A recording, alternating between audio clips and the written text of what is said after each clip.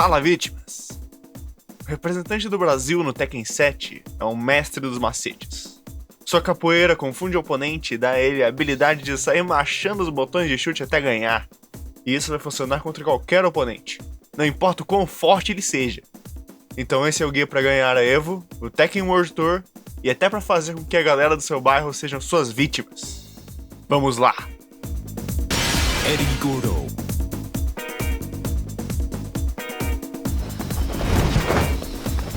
Vamos lá! One of the most misunderstood characters in perhaps all fighting games. Eddy Gordo is a unique, expressive, mix-up heavy character with good pokes, great keep out, and exceptional horizontal movement. Utilizing Eddy to his greatest potential is almost an art form, and far from the MASH-friendly character he's often incorrectly labeled as. Your mindset when using Eddy should be to outpoke your opponent, and then look after your life lead by making it hell for them to get in on you by using his great keep-out tools. And if you find yourself needing to make a comeback, then let the mix-ups begin.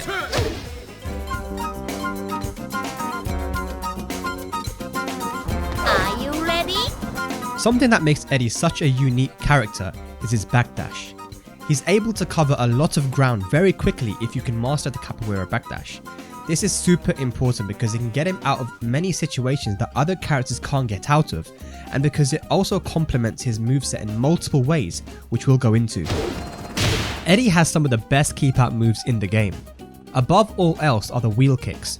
This is a mid launcher that can be thrown out at range which your opponent can run into very easily and is very hard for many characters to punish. Wheel kicks are best used when you get a read on your opponent's approach timing. If you're not using this move, you are not using Eddy.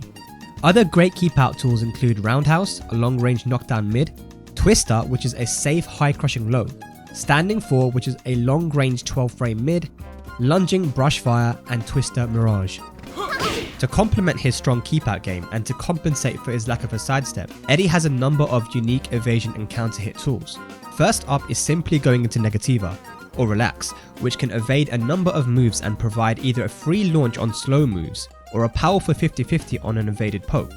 Eddy's Asfixiante is powerful against moves which are weak to sidestep right, while Double Arm Stinger is a normal hit launcher and hands down the best backswing blow in Tekken 7.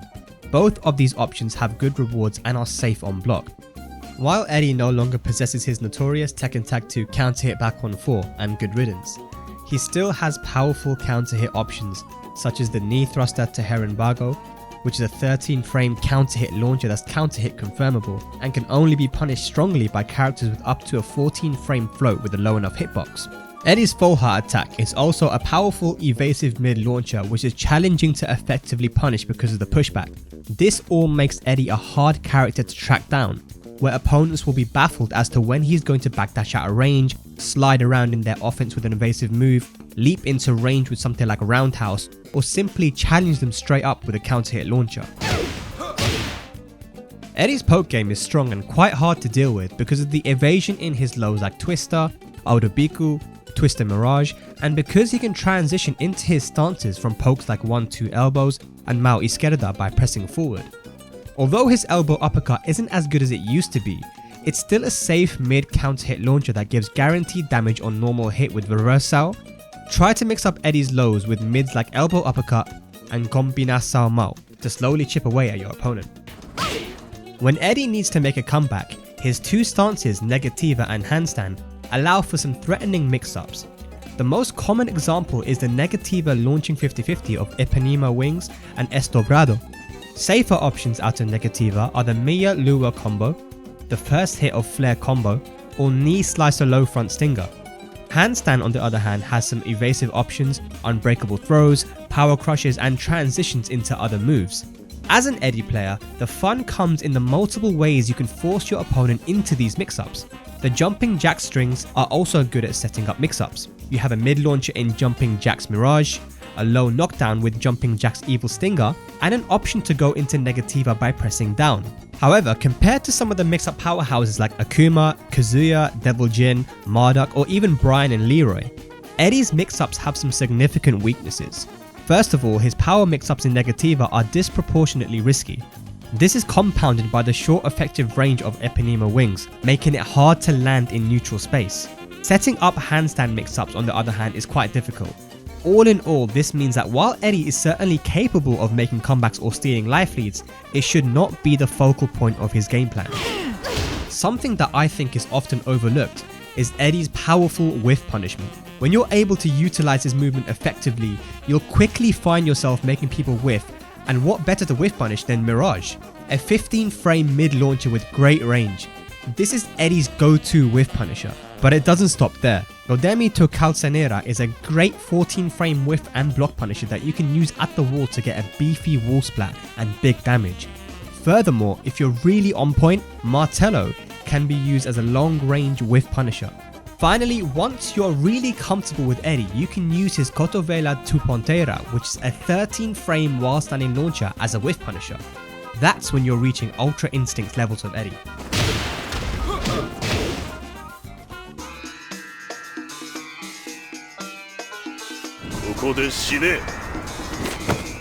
The trade-off for having one of the best backdashes in the game is that Eddy's sidestep is poor, and he's the only character who can't sidewalk. This means that he won't be able to get out of many situations that other characters can by using their lateral movement. This leaves Eddy open to taking mix-ups that other characters simply don't have to deal with. And it's also why being able to master his backdash is so important. A great example of this is the Eddy vs Noctis matchup. Noctis being a character with powerful linear moves like the Royal Slash, sometimes better known as the Aura, Meteor Crush, and other very steppable moves which Eddy mostly just has to take. Eddy took a big hit in Tekken 7 in the tracking department. Moves like Mão Esquerda, Roundhouse, and many more can easily be evaded by sidestep right. Eddy's go-to tracking move used to be elbow uppercut, but not only has it been made a frame slower in Tekken 7, it also no longer has any tracking to either side. So Eddy players will need to rely on timing and a select number of lows to use as tracking tools. Eddy's homing moves also aren't the best and aren't used too often. Since Eddy isn't a pressure character like Dragunov or Kazumi, he doesn't have the best approach tools. Many Eddy players will resort to the Cartao Vermelho to get into Negativa mix-ups. However, this is slow enough to be reactable, so it shouldn't be used too often. At higher levels of play, you have to be creative with Eddy in order to steal back a life lead from a turtling opponent. This means getting into range and forcing mix-ups from stance, which can be very challenging against strong defensive opponents, or by utilizing Eddy's pokes. Either way, Cartaro Vermelho is a go-to move for many Eddy players in this scenario, and although it occasionally works, it also has to be used with caution. Eddy's final weakness is a very peculiar one. Over Tekken 7's competitive lifecycle, there's been an attempt to improve his standing block punishment. In previous seasons, there was a time where Jack players could throw out savage uppercuts without Eddy being able to get any significant punish.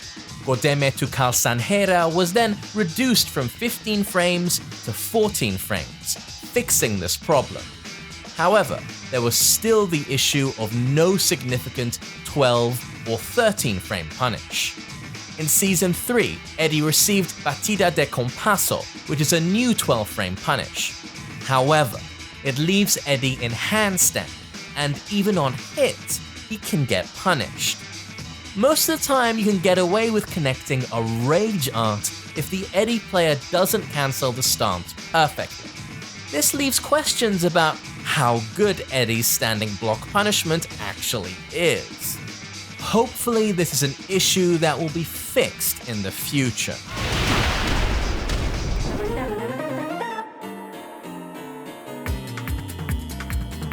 Overall, Eddy is a viable character, but one that needs to focus heavily on movement and sometimes taking high risks to net damage. Over the years, there have been a lot of complaints about Eddy, and looking back to how he was in Tekken Tag 2, you can see why, which led him to not being as strong in Tekken 7. But the great thing about Eddy is how creative you can be with him. You can play the passive whiff punishment and poke style of Eddy, the crazy stance heavy vortex Eddy, or better yet, a mixture of both.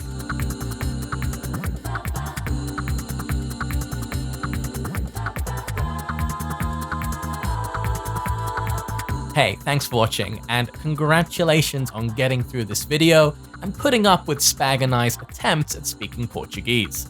Speaking of which, salutes out to Spag and Lemon for helping me out with the narration on this one. As ever, please check the description for links to a PDF of the script and a wallpaper based on the thumbnail. And of course, a massive thank you to our patrons, without whom the quality on these overviews simply would not be possible. And if you enjoyed this video, please consider supporting us. Every dollar helps. Next time to break out the garlic and the crucifixes, we're covering Eliza.